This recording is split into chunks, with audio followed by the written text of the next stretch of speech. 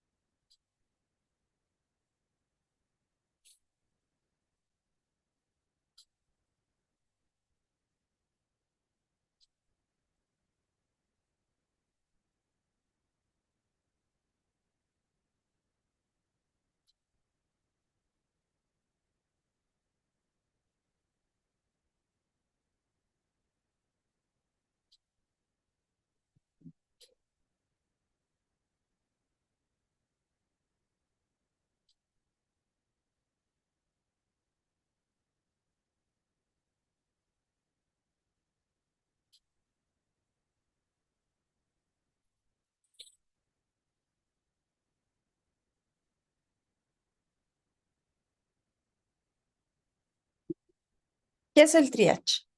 El triage es un sistema de clasificación el que nos permite evaluar la prioridad de atención de los pacientes. En el caso de pediatría, nos va a permitir definir qué niño y qué adolescente requiere una atención inmediata porque podría estar en una condición grave o de riesgo vital. Y además nos permite clasificar qué pacientes podrían esperar en forma segura.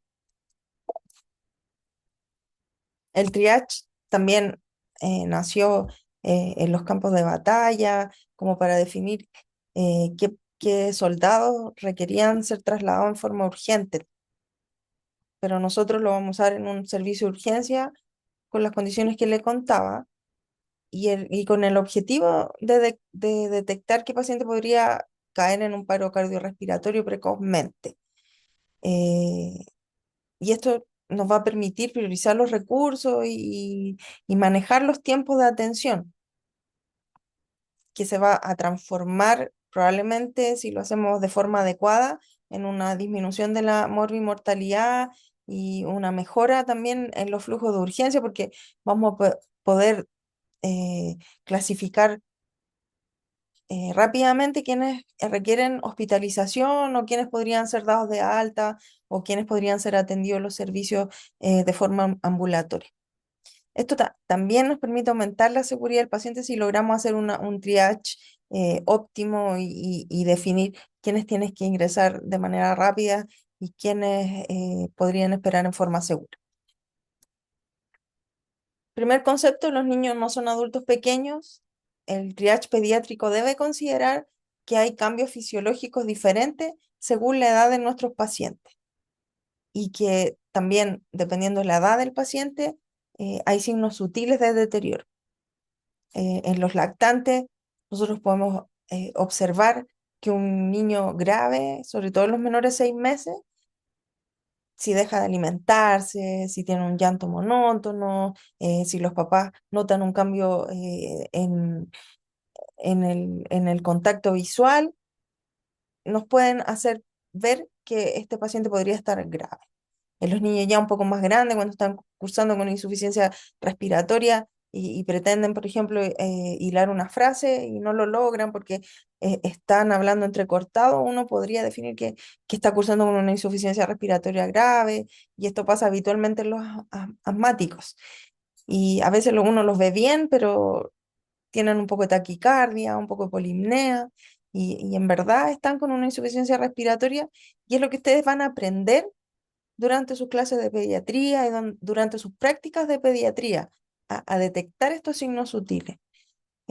¿Por qué? Porque además los pacientes no logran verbalizar sus síntomas.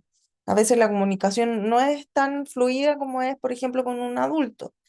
Em, y nuestra evaluación pediátrica principalmente se basa en una evaluación conductual y del aspecto general, y ustedes tienen que enfocarse en sus prácticas a aprender a detectar estos signos clínicos.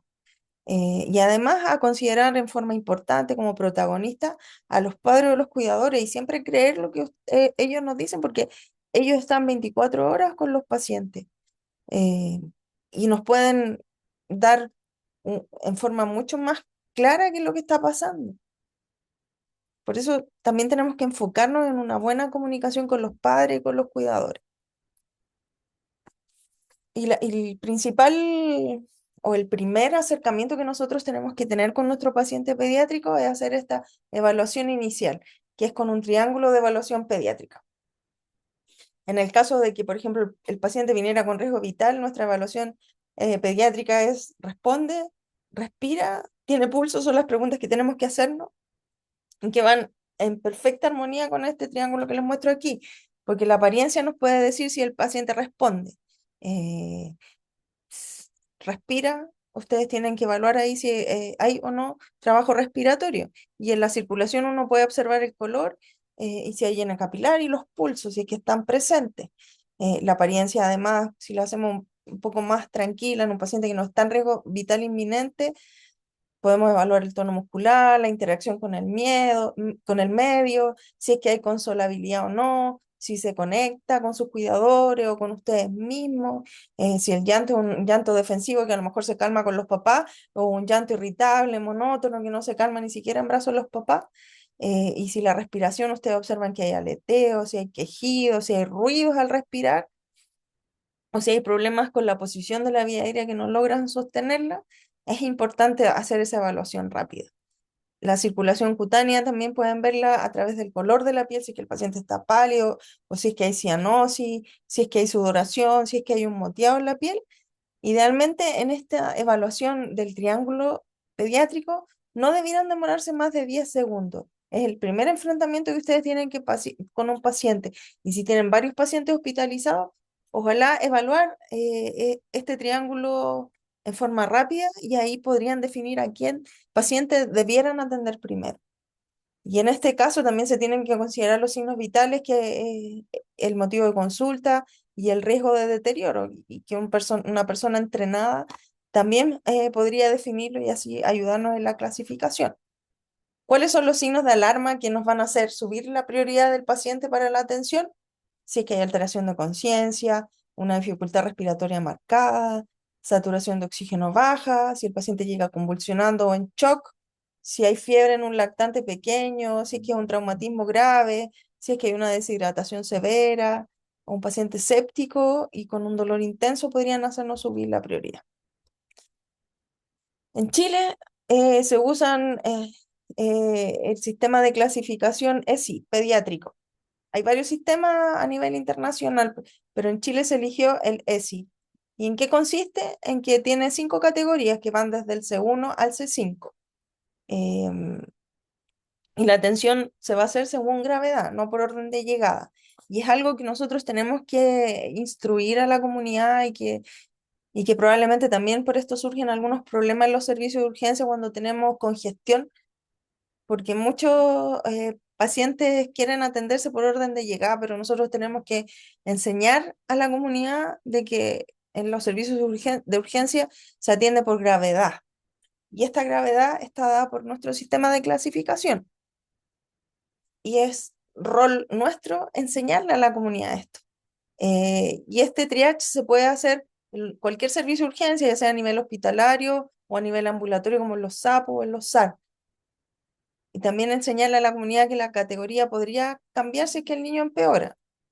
Y la reevaluación además es parte del proceso. El triage en las 5 categorías, nosotros la vemos en este dibujo que va desde C1 a C5. Y C1 es el paciente que ingresa directamente a la sala de reanimación en los servicios de urgencia. Tiene un riesgo vital inmediato y en esta categoría entran los paros cardiorrespiratorios, los shocks descompensados, la insuficiencia respiratoria severa, las convulsiones activas y un trauma grave con inestabilidad hemodinámica. Estos entran directo desde la ambulancia a la urgencia y en realidad no hay muchos cuestionamientos cuando uno hace esta clasificación. La C2 es la emergencia, que hay alto riesgo de deterioro rápido y lo ideal es atenderlo en minutos. Las dificultades respiratorias moderadas a severas, la alteración del estado de conciencia, fiebres en lactantes menores de 3 meses, sepsis, dolor intenso, deshidratación moderada o severa.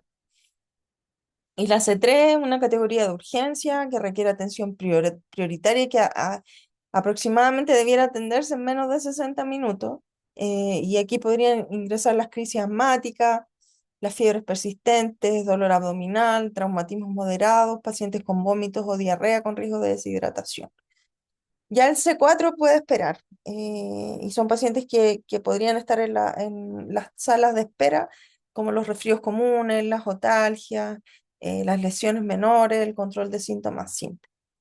Y el C5 es un paciente que no tiene urgencia, que podría ser derivado al sistema de atención ambulatoria y es donde también nosotros podríamos tener una influencia en manejar en forma administrativa eficientemente, que se pudieran tomar las horas como para que los pacientes se pudieran ir a su casa y a lo mejor serán atendidos en forma diferida, eh, que idealmente se debieran resolver en el CESFAM o en la APS.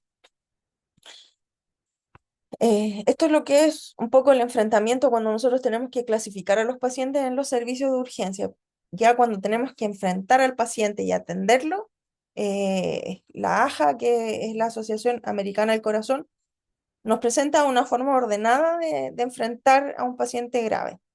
Eh, y esta evaluación sistemática es una evaluación continua que consiste en ver ciertos puntos que es el ABCDE, que sería la evaluación primaria, luego la evaluación secundaria y las pruebas diagnósticas, y con todo esto identificar elementos donde nosotros podamos realizar maniobras e intervenir y después volver a evaluar según lo que nosotros hagamos. Eh, por ejemplo, si en el triángulo de evaluación pediátrica nosotros pesquisamos que un paciente está en paro, vamos a identificar que está en paro cardiorrespiratorio y empezar las maniobras de reanimación de forma inmediata. Y esa va a ser nuestra intervención y vamos a volver a evaluar cuando pase el ciclo de 2 minutos y ver si sale del paro o si requiere una intervención como una desfibrilación. Esta es nuestra forma de enfrentar al paciente como evaluación sistemática. Si un paciente ya que no viene en riesgo vital inminente, podemos hacer nuestra evaluación ABCD y hacer intervenciones según lo que vayamos evaluando. Por ejemplo, si un paciente que viene con una anafilaxia y en nuestro triángulo de evaluación pediátrica vemos que se ve angustiado porque no está respirando bien y escuchamos un estridor porque está con más trabajo respiratorio y en la circulación de la piel vemos que hay signos de shock, empezamos nuestras intervenciones, le ponemos oxígeno, identificamos rápidamente en la historia si es que hay algún elemento que nos permite identificar si, por ejemplo, comió algo o se puso algún medicamento que le podría haber provocado una reacción anafiláctica, y inmediatamente vamos a hacer lo que corresponde, que es colocarle una adrenalina intramuscular. Y vamos a volver a evaluar a nuestras intervenciones si es que están haciendo efecto.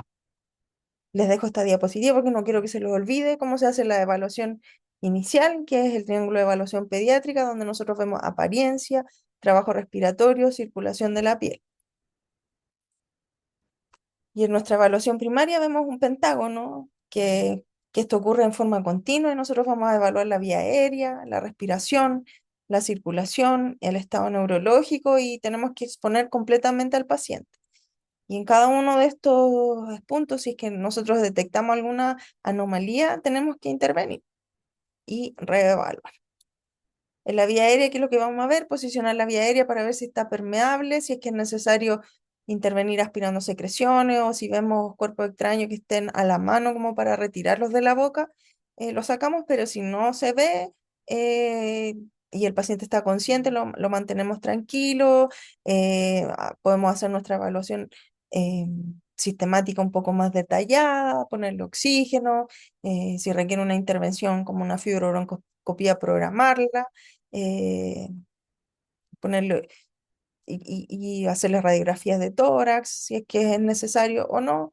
Eh, También evaluar posteriormente a esto, em, vamos a ver si es que hay una presencia de ruidos y vamos a estar evaluando también en forma paralela cómo está la respiración, viendo su frecuencia respiratoria, la saturación de oxígeno, el trabajo respiratorio, la expansión torácica, si es que hay asimetrías o no, eh, auscultar a nuestro paciente, ver si hay ruidos, sibilancia, si es que hay quejido, si es que hay cianosis, si hay signos de uso de musculatura accesoria, ya sea a nivel del cuello, supraclavicular o a nivel abdominal. Y si es necesario, también ahí vamos a intervenir con oxígeno, haciendo ventilación bolsa mascarilla, monitorización. Y en la circulación tenemos que evaluar la frecuencia cardíaca, los pulsos centrales y periféricos, ver el llenado capilar que se hace en el lecho unguial, colocando, apretándolo hasta que se ponga blanco y ahí dejarlo que se llene. Si es que hay el llene normal habitualmente es menos de 2 segundos, pero si ya hay un llene lentecillo y ustedes trataron de tomar los pulsos, que en los lactantes recuerden que tiene que ser pulso braquial y en los niños más grandes ya puede ser pulso carotídeo, pulsos femorales, debieran hacer una intervención si es que lo encuentran alterado, colocar vías venosas, empezar fluidoterapia, o si por ejemplo un paciente que viene con antecedentes de trauma y hay zonas donde estén sangrando, hacer control de hemorragia y usar vasopresores según necesidad. En el punto D, que es la evaluación neurológica, ver el nivel de conciencia, que no lo podemos hacer en forma rápida a través de la escala ABDI, que nos muestra si el paciente está alerta, o si tiene respuesta verbal, o si tiene respuesta al dolor, o si el paciente está inconsciente. También podemos usar el Glasgow, que se demora un poco más, pero en trauma encefálico es una herramienta muy importante. No se olviden del tamaño y la reacción pupilar, nos permite evaluar en forma rápida si que existe alguna alteración cerebral. Tomar la glicemia, está en la letra D, principalmente porque es dextro, evaluar si hay convulsiones o no. Corregir en este punto la hipoglicemia, manejar las convulsiones y en caso de que, por ejemplo, sea un paciente con TEC o que venga con alteración del nivel de conciencia, hacer neuroprotección para no aumentar el daño neurológico secundario. Y hacer una exposición completa al paciente para ver si es que hay lesiones ocultas que no estemos evaluando, tomarle la temperatura en este punto también, ver si hay exantema, si hay equimosis, si hay signos de traumas más severos, fracturas, sangrados activos. Y en este caso, bueno, lo vamos a exponer, pero también tenemos que evitar la hipotermia y además mantener la privacidad del paciente. Después de que tenemos controlada esta evaluación sistemática primaria que incluye todo nuestro pentágono del ABCDE y que tenemos estabilizado al paciente si fue necesario hacer intervenciones, podemos hacer una evaluación secundaria pediátrica un poco más detallada. Y los requisitos que tenemos que tener para poder pasar a esta evaluación secundaria es tener una vía aérea permeable, una ventilación adecuada y la circulación estabilizada. Y en este caso, identificar lesiones o patologías no detectadas, determinar causa del compromiso clínico y guiar el tratamiento definitivo. Em, por supuesto, como les decía, la letra A, primero tenemos que manejar la A y en caso de que requiriéramos usar una radiografía de tórax, este es el punto donde nosotros vamos a definir si requiere o no una radiografía de tórax y que, por ejemplo, fuera un cuerpo extraño que requiere ser extraído. Nosotros, en la evaluación del pentágono ABCDE, primero tenemos que estabilizar el paciente. Y aquí, ¿cuáles son los pasos a seguir? Podemos hacer una historia clínica rápida eh, que se puede facilitar a través del acrónimo que es SAMPLE, en el cual la S significa signos y síntomas principales del cuadro clínico actual, cómo fue el inicio, cómo fue la evolución, qué es lo que pasó. Y esto lo tenemos que hacer en conjunto con los familiares, los cuidadores o los testigos, si es que hubo algún evento que llevó a la condición grave del paciente, si es que hay antecedentes de alergia en la letra a medicamentos o a látex o a alimentos. Y en la letra M, ver los medicamentos que usa habitualmente, cuándo fue la última dosis de sus medicamentos, que es muy importante en el caso, por ejemplo, de que el paciente llega convulsionando, ver si se tomó o no sus medicamentos. Eh, en la historia, en la P, habla un poco de la historia médica pasada, donde tenemos que identificar los antecedentes médicos, la cirugía, las vacunas, si es que es un paciente prematuro, el historial clínico, si es que hay hospitalizaciones previas, hospitalizaciones recientes. Y siempre es importante definir si el paciente tuvo una última ingesta, en el que, por ejemplo, si llega inconsciente pudiera haber un riesgo de aspiración, o si tuviéramos que, por ejemplo, intubar a este paciente, eh, m- tendríamos que usar una secuencia de intubación rápida porque podría estar con el estómago lleno.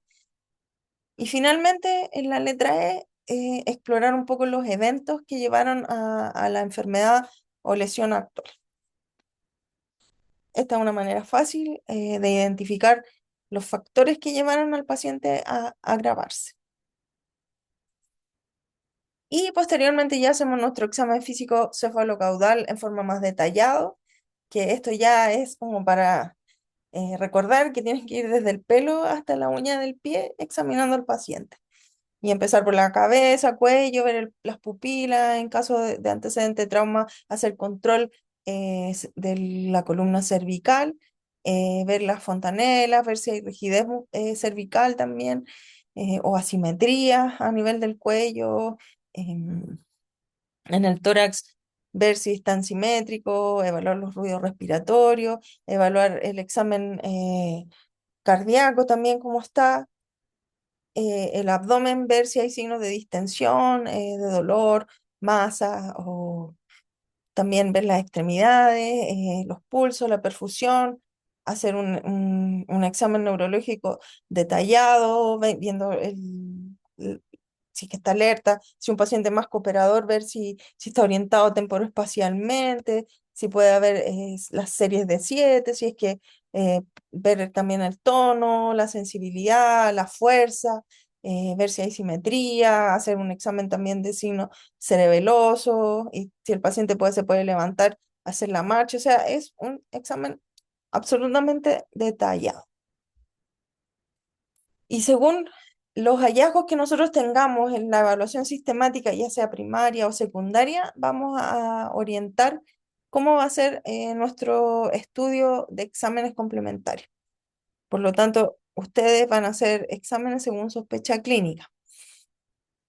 Y ahí ustedes, si es que necesitan, por ejemplo, una radiografía, si necesitan una ecografía de urgencia, lo principal es saber por qué están pidiendo estos exámenes. Y dentro de los exámenes complementarios tenemos los exámenes de laboratorio, que va a ser el hemograma, gases venoso, electrolitos, glicemia, lactato, PCR, procalcitonina, función renal y hepática, dependiendo de lo que estén sospechando. Si un paciente que viene con un shock séptico, van a buscar signos de repercusión orgánica, por lo que podrían tener toda esta batería de exámenes. Si es un trauma, les interesa también tener las pruebas de coagulación eh, y el hemograma para ver si requiere transfusiones o no, hacer pruebas cruzadas de grupo y RH también, por lo mismo, y en la monitorización, esto que es prioritario también y que va en conjunto con nuestra evaluación primaria, colocar el electrocardiograma, hacer la saturación de oxígeno, ver la presión arterial, la capnografía, si es que es un paciente que está intubado, por ejemplo. Además de guiar estudios específicos, hemocultivos, urocultivos, panel viral, si es que están sospechando una infección respiratoria, hacer punción lumbar, si es que el paciente está con una infección que podría estar sospechando que pudiera estar con una meningitis, la radiografía de tórax o escáner si es un trauma grave, hacer el PANTAC que le llaman, que es un TAC de todo el cuerpo, ecografía FAST. Idealmente que la ecografía FAST, pienso personalmente, que debiera ser una herramienta de diagnóstico durante la evaluación. Todos los médicos que trabajan en el servicio de urgencia debieran tener una formación en ecografía FAST porque es un elemento que complementa el examen físico y nos permite hacer una evaluación secundaria un poco más detallada. Si son médicos de urgencia, creo que es prioritario que también tengan una formación en ecografía FAST. Nos va a permitir identificar si hay derrames a nivel pulmonar o líquido libre a nivel abdominal, ver lesiones de vejiga,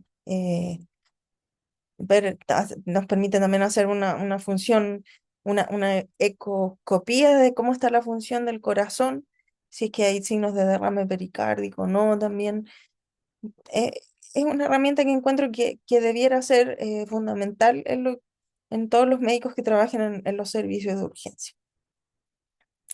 Pero si ustedes requieren además hacer ecografías de urgencia, la tienen que solicitar según la sospecha clínica que tengan. Em, ¿Cuáles son los mensajes para llevar después de la clase? La evaluación sistemática pediátrica, según las guías AJA, nos permite identificar precozmente alteraciones que sean potencialmente graves mediante un enfoque ordenado y dinámico, para que no se les olvide lo que tienen que hacer paso a paso. El uso es secuencial y no se les puede olvidar. Es primero el triángulo de evaluación pediátrica, después la evaluación primaria con el ABCDE, la evaluación secundaria y los exámenes complementarios y posteriormente al hacer esto, si es que tuvieron que hacer alguna intervención, volver a reevaluar posterior a esta intervención en el mismo orden idealmente. Esto nos va a permitir hacer una atención rápida, segura y orientada a prioridades sin tener que estar preguntando qué hago ahora, sino que ustedes van a tener súper ordenado cómo tienen que seguir. La reevaluación continua, como les contaba, es fundamental para detectar si es que hay algún deterioro clínico y optimizar las intervenciones en el paciente pediátrico crítico. En este enlace de YouTube ustedes pueden ver el video que se usa en la formación del PALS, que tenemos muchos médicos que trabajamos con pacientes críticos y que probablemente a ustedes también les podría servir como aprendizaje. También os los pueden ver en YouTube, hay muchos videos de PALS que pueden ver, pues hay manejo de la obstrucción de la vía aérea por cuerpo extraño, así que los invito a que puedan explorar estos videos en YouTube. Aquí un poco la bibliografía, también me apoyé con inteligencia artificial para hacer los esquemas y eso sería. Muchas gracias.